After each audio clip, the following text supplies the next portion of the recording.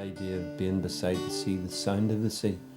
I don't think it really matters where you would live. As you know, if you're a person who comes from the sea, then I think that you always seem to be drawn back to it.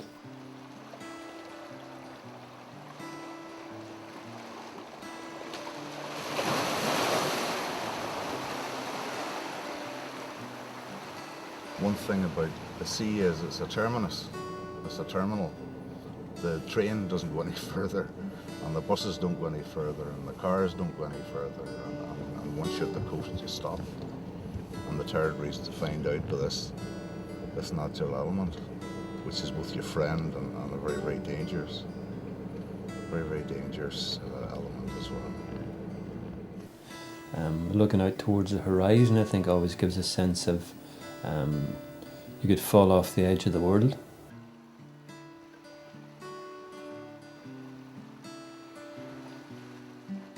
No, I think living around the sea, it just gives you much more, because you're looking out at a landscape that's completely open. So it allows, I think, for more openness than if you lived in a closed city. The city becomes more closed, things start falling in on top of you. 150 metres from the sea edge. You know, if it's a stormy night, I remember standing as a kid, you're able to look at the kitchen window and there's sea spray landing on the window. You know, I just love the taste, the feel of the salt in the water, the taste of it. In my eyes, there's nothing nicer than walking around your kitchen in your bare feet and feeling the sand under your feet. You know, like sand is all, to me, there's a lovely feeling and texture to it.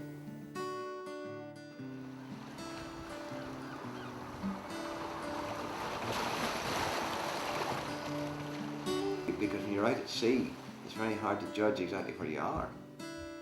You know, there's no hard shoulder out there to get out and how we walk around and check, you know. People have the opportunity to look out over the horizon and think, what if? Down around the sea you get such crashing waves, you know, it's just, it can be fierce, shows you the power of the sea.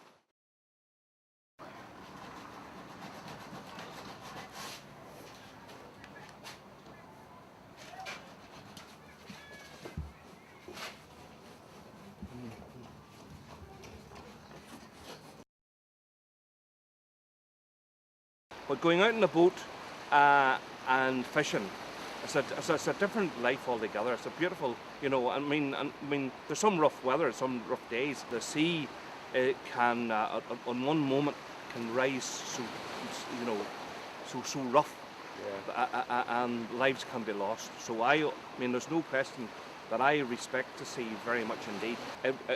It is hard. Sometimes there were very little money coming in.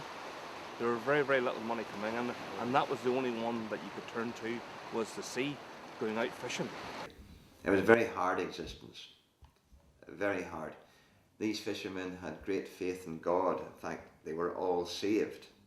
Now, they went to sea without life jackets, and they went to sea with leather boots, and they didn't have a radio or an electric or a light bulb in the boat. They went by the stars, they fished by the stars. But if they'd ever got into trouble, and heavens above, I don't know how they managed not to get into trouble, but they did.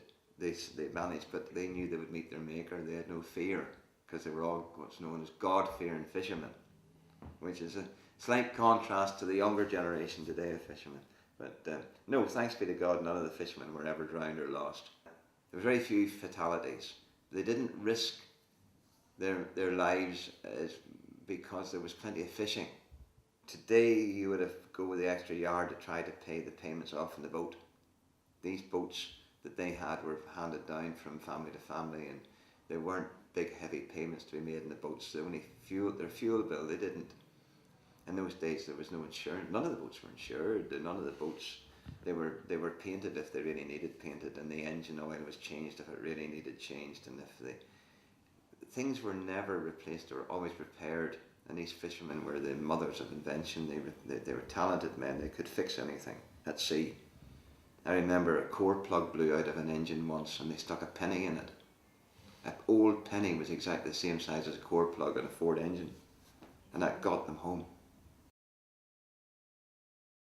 There used to be the biggest sea angling competition in Europe, held in Portrush in the last few days of September, and it ran over a period of 3 days.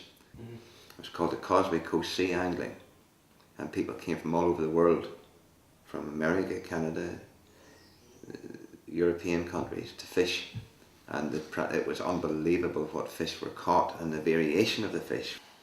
I remember specifically there was a character called, I'll get his name in a wee minute or two, Roy Scott. He fed a conger eel for a year in Portrush Harbour and then caught it at the competition and won the competition. It was unbelievable. I helped him feed it all year. We fed this monster. The conger eel had a head on it the size of a Labrador. It was the biggest conger eel I ever saw in those days. And he fed it all winter and all summer.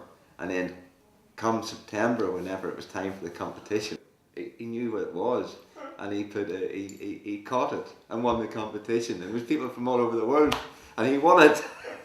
That was hilarious. He didn't, of course, nobody was told that story after he'd won it.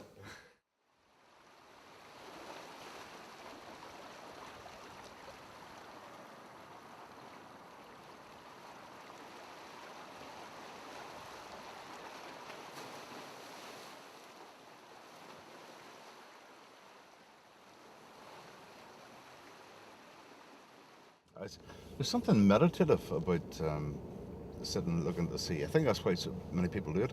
And I think that honestly it shifts your philosophy a bit. Probably romanticising it a bit, but there's something very, very fundamental about it, where you're very close to these elements of air and water and the edge of the land. I used to watch the dogs, and they're not remotely worried about next Thursday, and they're not annoyed about last Wednesday. They're down here sniffing the seaweed and hoping to find a bag of chips or something like that. And they're really in the here and now, and that's what I think watching the sea brings you back to. But it's probably all the things. It's the air, the salt, the light conditions, and then the reflection of the sea that gives you that bright light. It's just the whole variety, the whole spectrum. So it's a particularly beautiful part of the coastline. It's quite dramatic and varied. And although some may say it is crowded, it's certainly not as crowded as some, and maybe County Down, the north coast of County Down. So I still think, even though the towns are developed, that you only have to walk out of the town and you're on to a beautiful coastline. You're not restricted to what the towns are. And there's that many people are much more active these days. Any Sunday morning, you can go down to East Land and Portrush, and you have, there'd be hundreds of people on the beach walking up and down, whether it's, they might be flying kites or playing football or surfing or kayaking, but it's, even though it may be crowded compared to what I experienced when I grew up, it's a delight to see the people in there using it.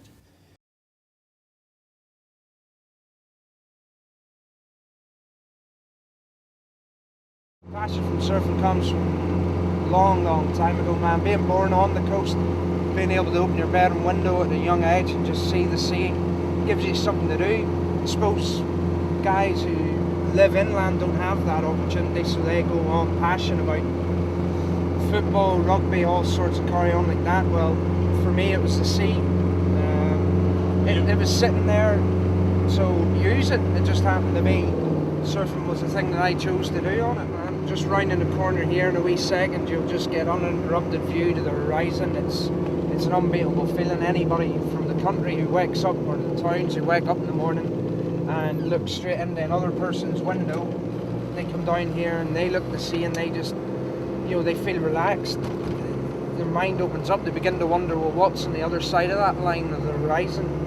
And that's what I get every day whenever I look at the sea, an endless world of possibilities for things to do. So beyond that is just, it's like crazy. What, you know, what can you do out there? Anything you want. So that's what I feel whenever I see the sea. Every time it's just endless possibilities. You don't feel tied to anything. You don't feel trapped or anything along those kind of lines. It's just pure freedom. I can describe my feeling.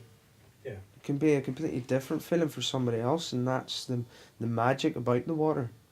You can take whatever troubles you have in there, and you can, you know,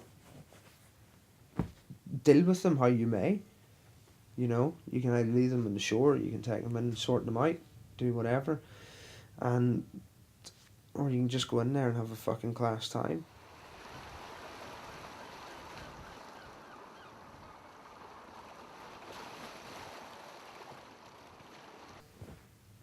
I can sit and look at the ocean and that'll be perfect. Perfect for me.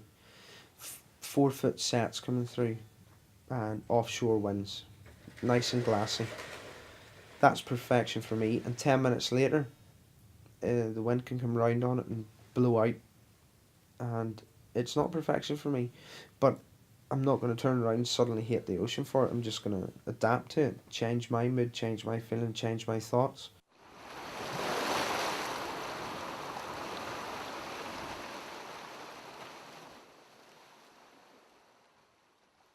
I mean, there's days when you'll go out and you'll get completely hammered in the surf and everything's just not going right. And you try and try, but it's not your day. And the painting's the same as that. Sometimes you work all day long and the things you hope to try and do, you just didn't get right. The colours weren't right or whatever. But you try again the next day and it just happens that it just flows quite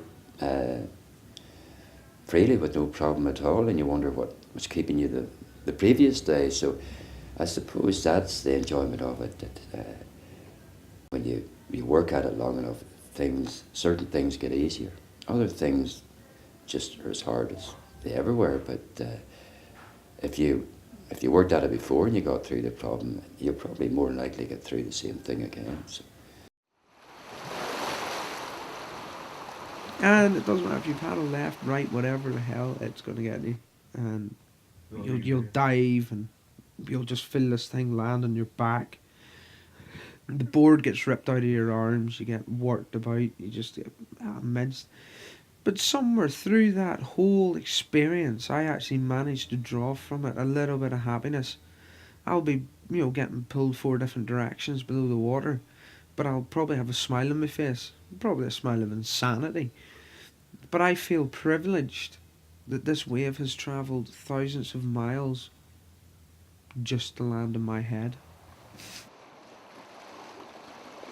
You're getting personally beat up by Mother Nature. You can't you can't fault that at all. It's just one of those wee things that you got to accept.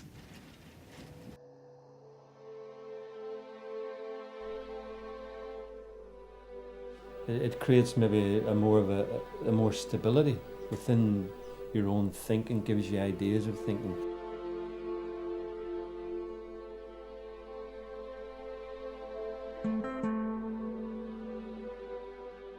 There's a tremendous change going on all the time with the sea. I think it's really interesting to walk around and enjoy that change and see what it does.